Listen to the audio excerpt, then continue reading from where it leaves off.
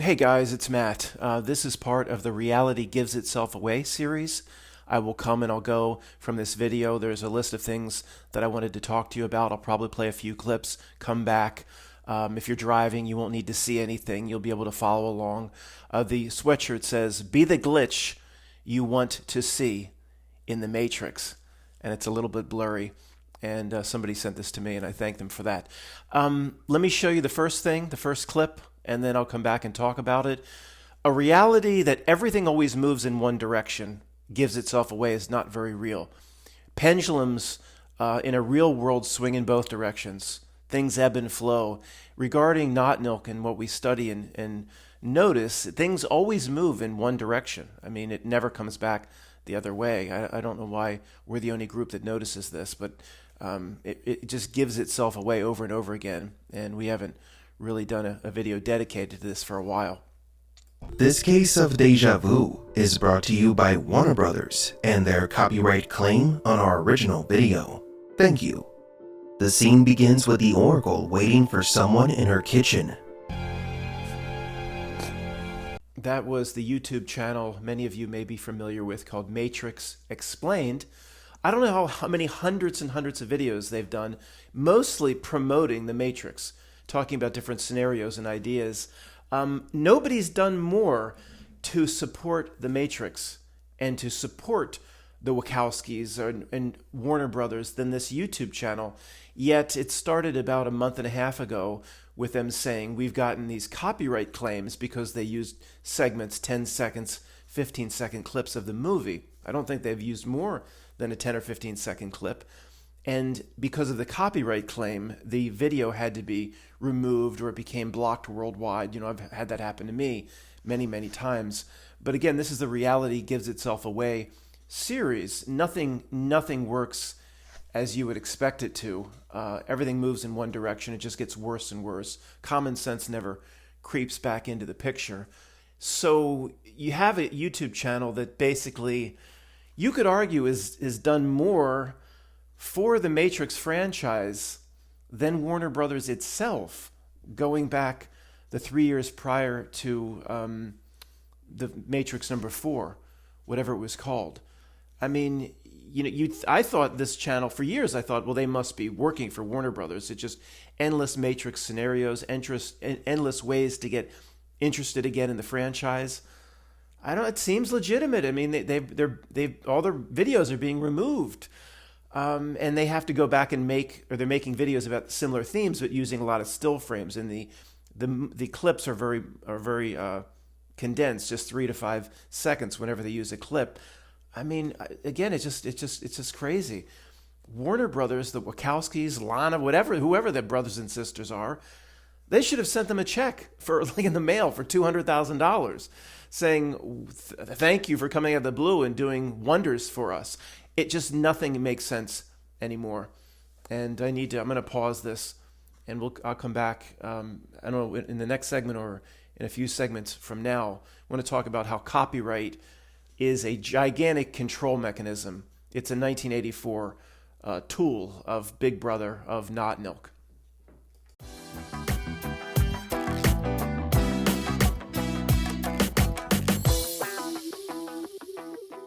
This is the wildest, most offensive thing I have seen, equal to that awful AI of us fighting, equal to posing the question, is your green? None of this is funny, none of it is cute. It degrades me, it degrades us. The original poster is an illustration. I am a real-life human being who chose to look down the barrel of the camera to you, the viewer, because without words we communicate with our eyes. Our poster is an homage, not an imitation. To edit my face and hide my eyes is to erase me. And that is just deeply hurtful. Let me give you guys a little background as to what's going on here. But mostly this is a complaint towards these movie reviewers, again, the critical drinker and all the rest, where they try to give advice to the movie studio. Like, the movie studio has no idea what they're doing. They don't know the basics of PR and dealing with the public and marketing and media relations, which they've known for 100 years.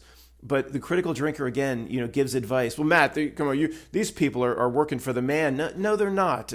When Rob and I talk, we every single time we have a conversation, what comes in is just people are on the download.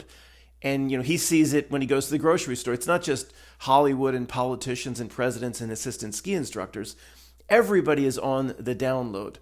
And this is it, people just are acting out, fulfilling their roles without getting secret orders. But again, this is the Reality Gives Itself Away series. It's so comical.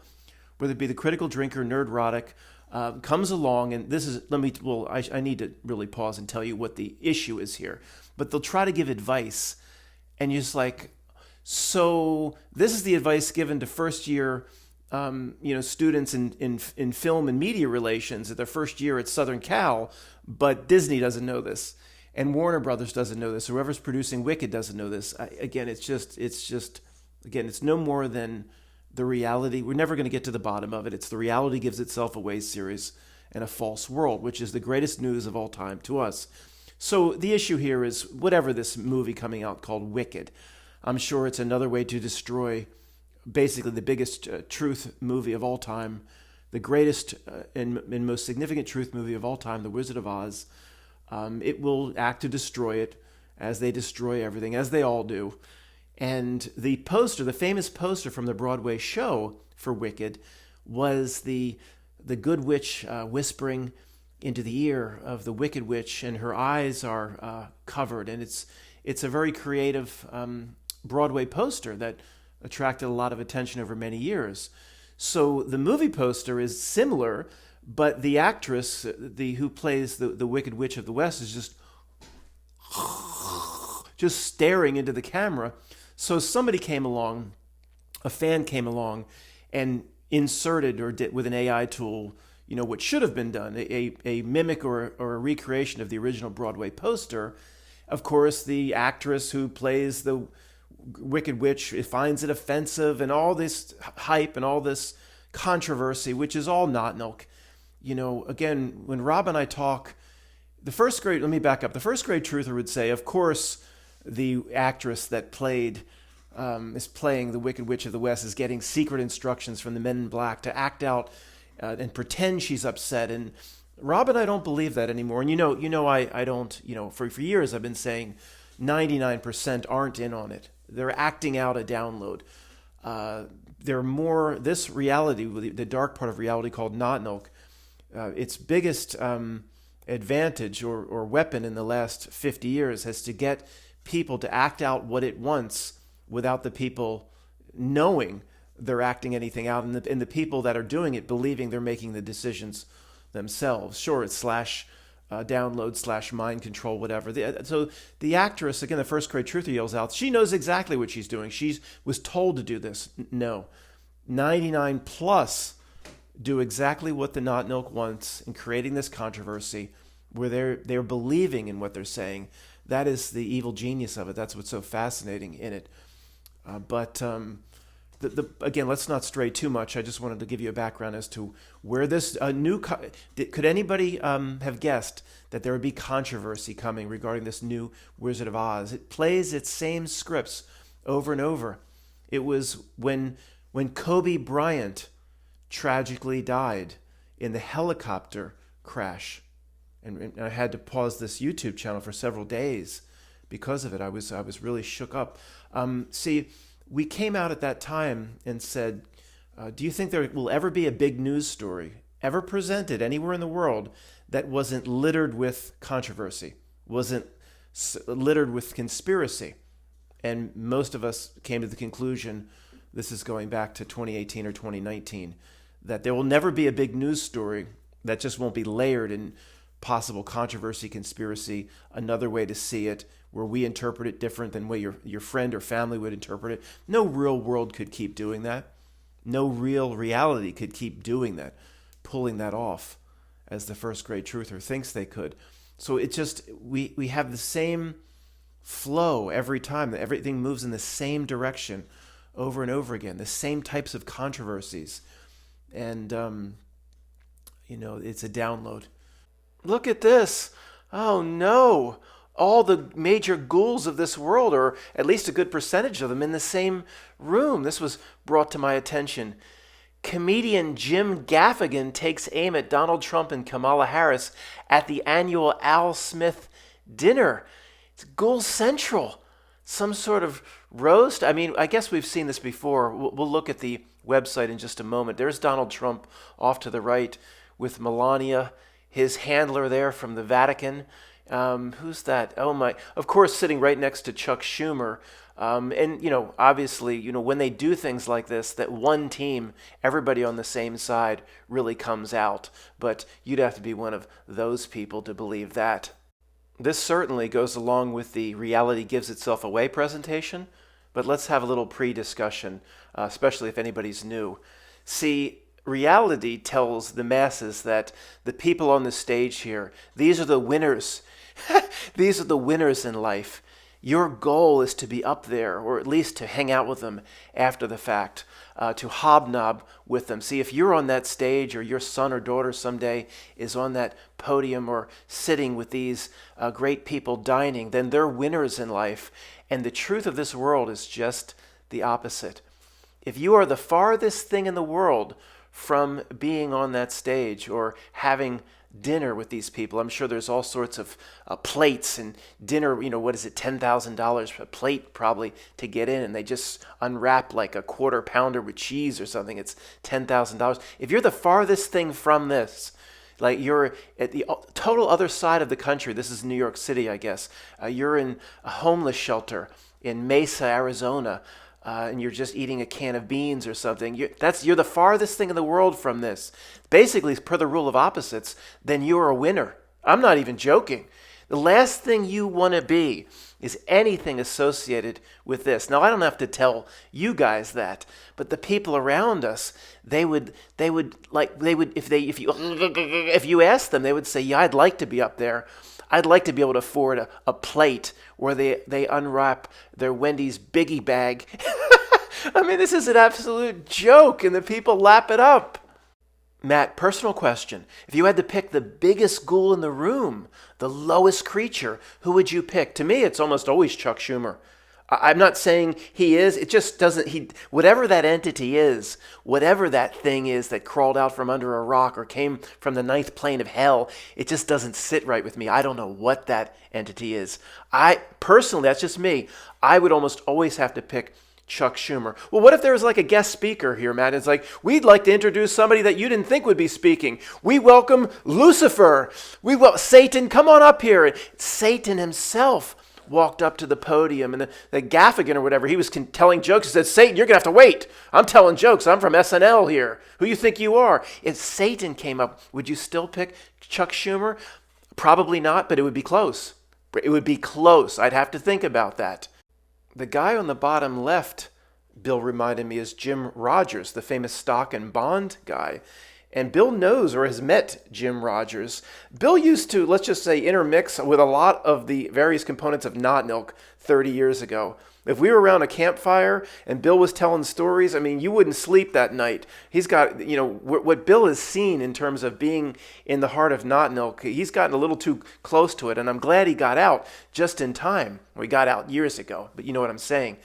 So, but Bill, this Jim Rogers, okay, when I was trying to figure out the stock market, 2004, 2005, 2006, and that was just the thing to do, and it was cool and everything. Of course, like every other stock that I picked went down 95%. I just completely wasn't of the vibration of something that was so not milk. But this was before I even woke up to the 7-Eleven job application. I believed it was a 7-foot Arab in a cave. I believed in all of that. Of course, I said up to 2006, 2007. So Jim Rogers used to come on these shows.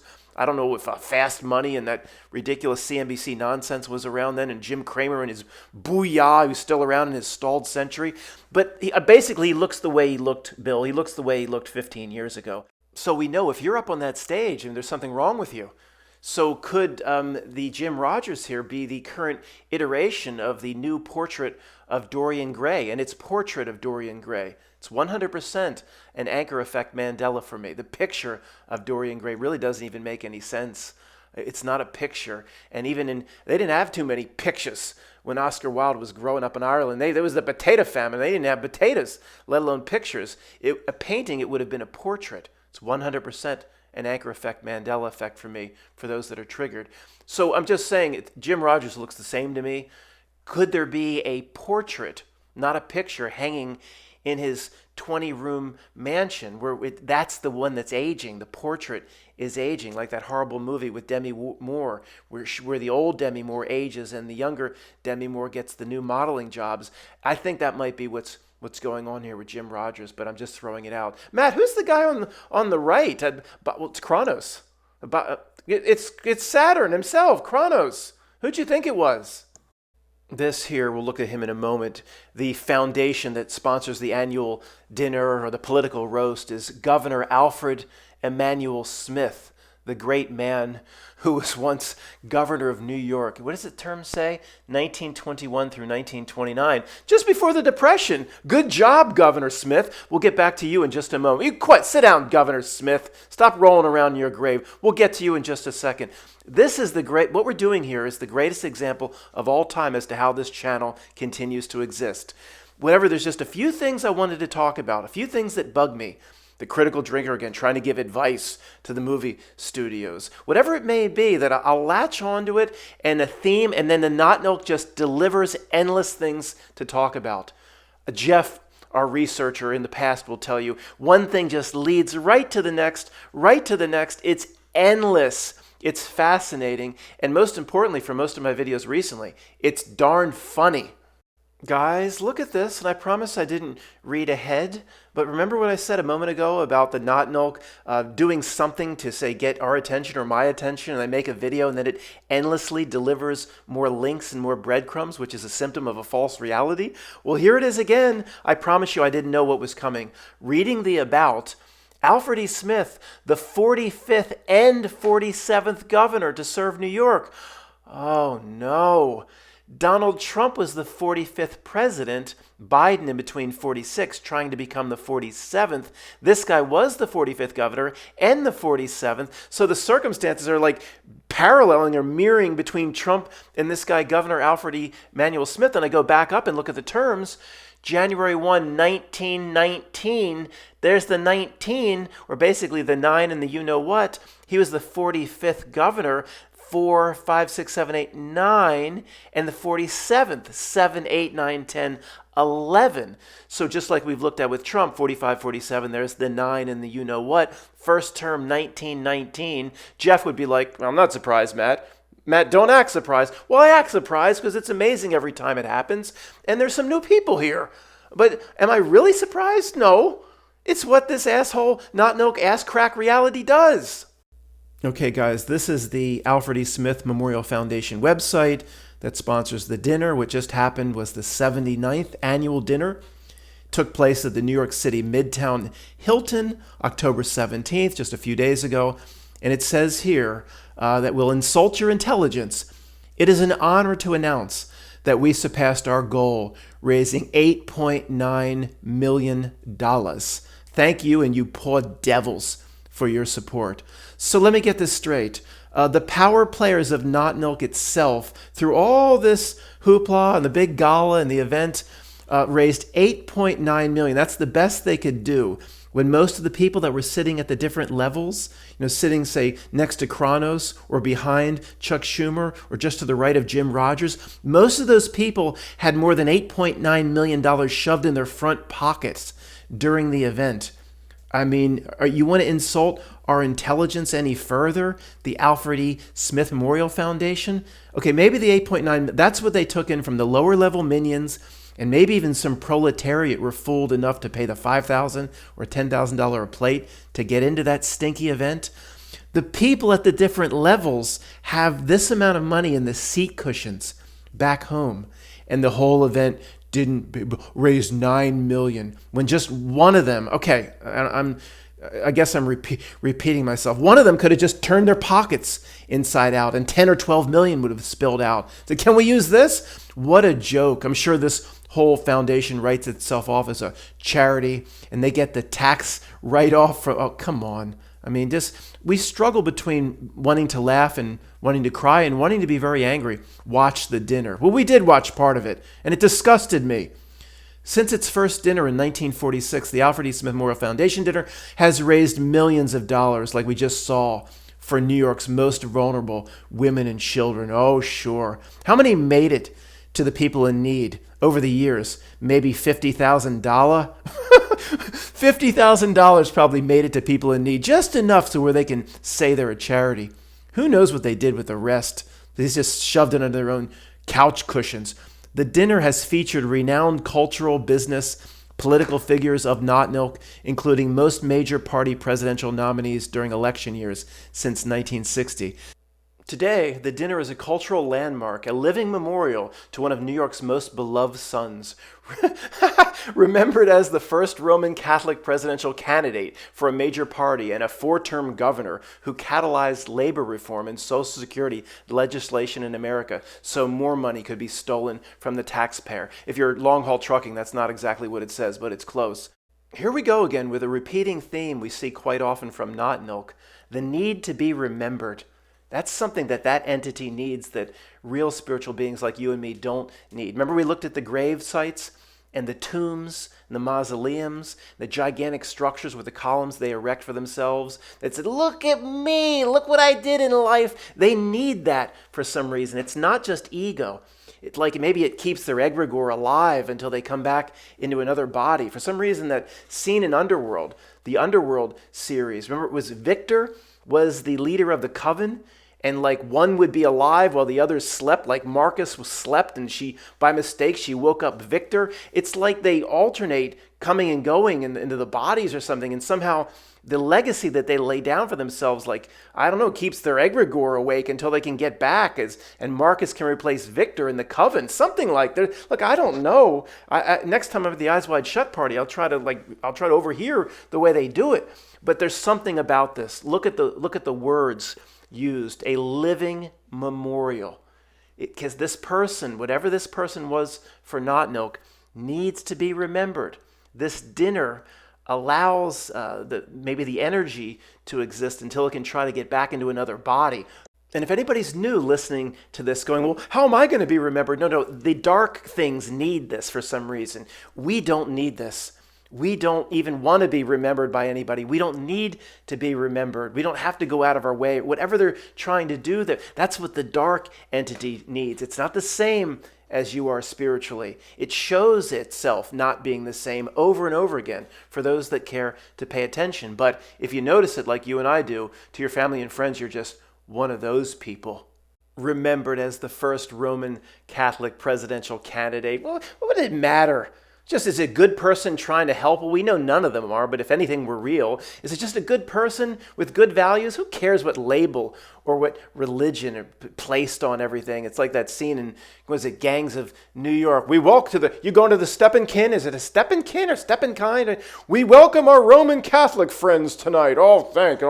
All the Irish hordes pouring off the boats, and I'm there, Bill Cutting, throwing pavers at each one of them. And now we will look at the dinner details for any of you that missed it this year, but you's interested for next year. It was October 17th, expected to be the same date next year. 79th will become the 80th Alfred E. Smith Memorial Foundation dinner. It says here, benefiting women and children. Yeah, show me. Okay, New York Hilton Blow. Oh no, 1335 Avenue of the Americas. It had to be in there, huh, Jeff? The event was hosted by His Eminence Timothy Michael Cardinal Dolan, Archbishop of New York. Dolan? What was that in that damn Vin Diesel movie? Where he's some sort of witch hunter? Or the witch hunter, the last witch hunter? The one that was with him, the little shit from, was it Lord of the Rings? Yeah, it wasn't Harry Potter. It was the guy from Lord of the Rings. He was the Dolan that fought the witches and the vampires. This guy's a Dolan. I didn't think that shit was real. Did you see The Last Witch Hunter with Vin Diesel? The first 45 minutes is actually pretty interesting. Then it just turns to shit. I didn't know that Dolan was real. Anyway, Matt, you're not too versed in the Catholic Church or your whole family being Catholic. No. Every time I was in the Catholic Church and the Jesus was depicted just all bloody and all beaten up and every one, I just thought that was normal. Then somebody pointed out to me how that's not, it's only normal in the Catholic Church. Sorry. So it's all capitalized if you're a long-haul trucker. It's all capitalized, hosted by His Eminence. His is capitalized. What do the pronoun people have to say about that? His Eminence, Timothy Michael Cardinal Dolan, Archbishop of New York. Well, His Eminence, whose Eminence? It's not, Matt, this is breaking down. It's not a stand-up routine. It's not my eminence. Well, it's an eminence front It's a put on from the WHO, His Eminence, the 45th President of the United States, and the 45th governor, that bastard was the featured speaker with comedian Jim. If Jim Gaffigan offered to work my house, if I was having a small private party for a few guests, I wouldn't even want him. He was, what the hell is this? Serving as the dinner's MC. I thought for years, for my whole life, right up until this moment, I thought it was the MC, capital M, capital C, like a DJ, like he's the MC. It's a real word, EMCEE. Long haul truckers, keep your hand firmly affixed to the wheel. It's a real word. I thought it was M, like MC Hammer, MC. It's EMCEE. Had no idea. I don't know as much as you think. And then somebody's going to put in the comments, Matt, the person that cut me up about not knowing how to pronounce words like Adontis, you didn't know MC was a word, and we're going to take reality advice from your broke spiritual ass. It is an honor, it says here, to announce that we surpassed our goal, raising $8.9 million. We actually came up short, but we sent somebody home into their seat cushions in the Lazy Boy, and we're able to collect up another $400,000. Thank you, and you poor devils, for your support. And thanks for listening to this important message from Quantum of Conscience.